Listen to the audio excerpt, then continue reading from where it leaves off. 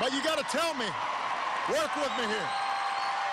Work with me. Joining me now is Congresswoman Karen Bass, Democrat of California, and Salon.com's Joan Walsh. Thank you both for being here. Thanks. Thanks for having us. Congresswoman, it's an energized, confident tone from the president. How much pressure is on Republicans to help the president get to yes? Well, I think there's a lot of pressure because, as you recall, in his speech yesterday, he really didn't put forward specific pieces of legislation. He talked about values. He talked about, you know, the American dream. He talked about things that were very hard to disagree with. And so it was kind of interesting, and we kept looking over at the Republican side, wondering how they could not stand up when you're talking about equal pay for women, how you couldn't stand up when you're talking about education, K through 14. So I think my Republican colleagues had a difficult time last night. You know, Joan, here's what you wrote about the president's speech. Let me quote you to you. Thank you. President Obama delivered his second-to-last State of the Union address with an epic combination of sweet-talking and trash-talking, cajoling and trolling. Anyone who tuned in expecting a conciliatory lame duck president was disappointed. To what degree can the president's confident and bold demeanor galvanize progressives, Joan?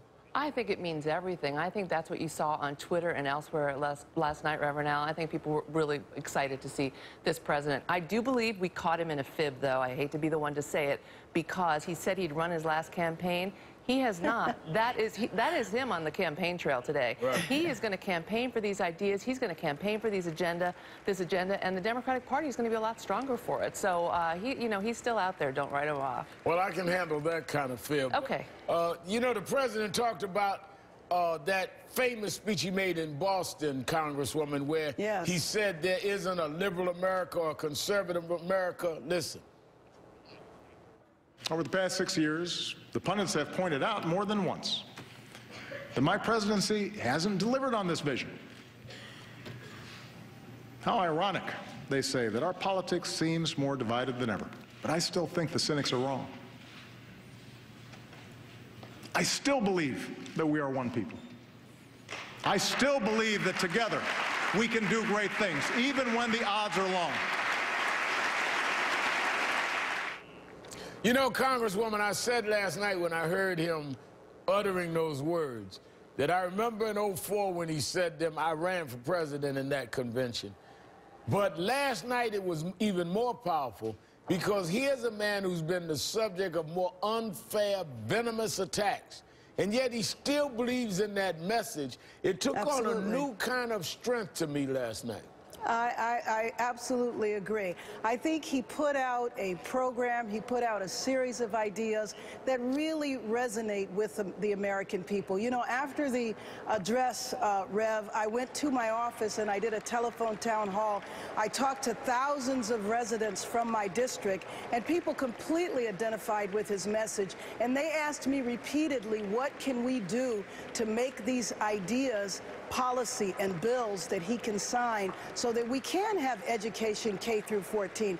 We know we have a big problem in our country with a lot of positions that we can't fill because we don't have people with the skills. And so having education K through 14 will absolutely make a big difference in that. Joan, how do you feel about this optimism that all he's gone through unfairly? I mean, birthers, I mean, everything imaginable, some things I couldn't have even imagined, yet he's still optimistic.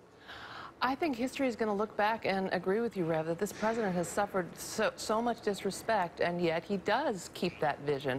I love hearing Representative Bass talk about K-14. I think you know, our kids are going to talk about K-14, that is what is expected of us, not K-12, not K-8 like my grandmother. K-14 is going to be the new norm. He's laying out what should be the new norms, a new progressive agenda, and I think, you know, he's done everything he could to bring us together. He's got to have some help on the other side. He's not going to get it. Congresswoman, Absolutely. a new poll finds the majority support the president's economic proposals. 51% back his call for free community college. 58% support his tax plan to close loopholes on the top 1% and give the middle class a break.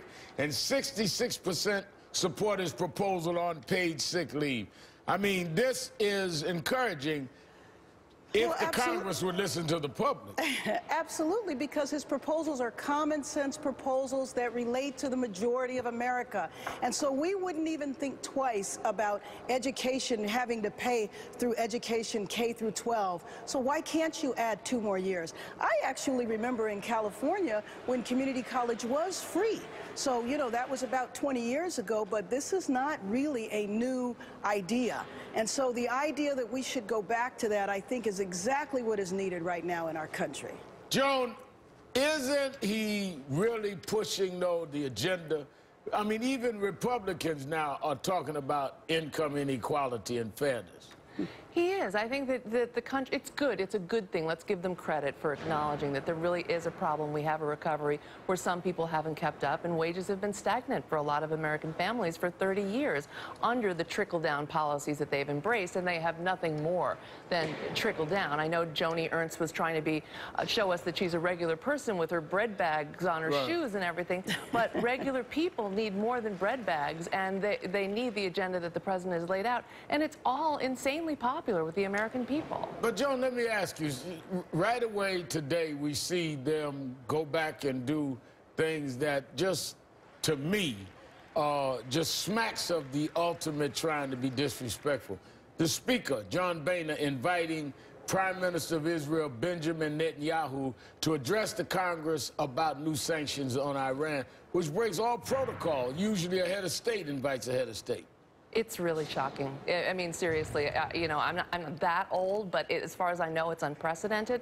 And it is a kind of disrespect that I just cannot imagine a Democratic speaker, Nancy Pelosi, inviting a head of state to address the Congress under George W. Bush. I mean, my brain just won't even get around that idea that she would show any president that kind of disrespect. So when I heard this, I wasn't sure it was true. It really is that bad. Well, I can say this, as I've said throughout the last several years. It's one thing to disagree with a president. It's another thing to undermine a presidency.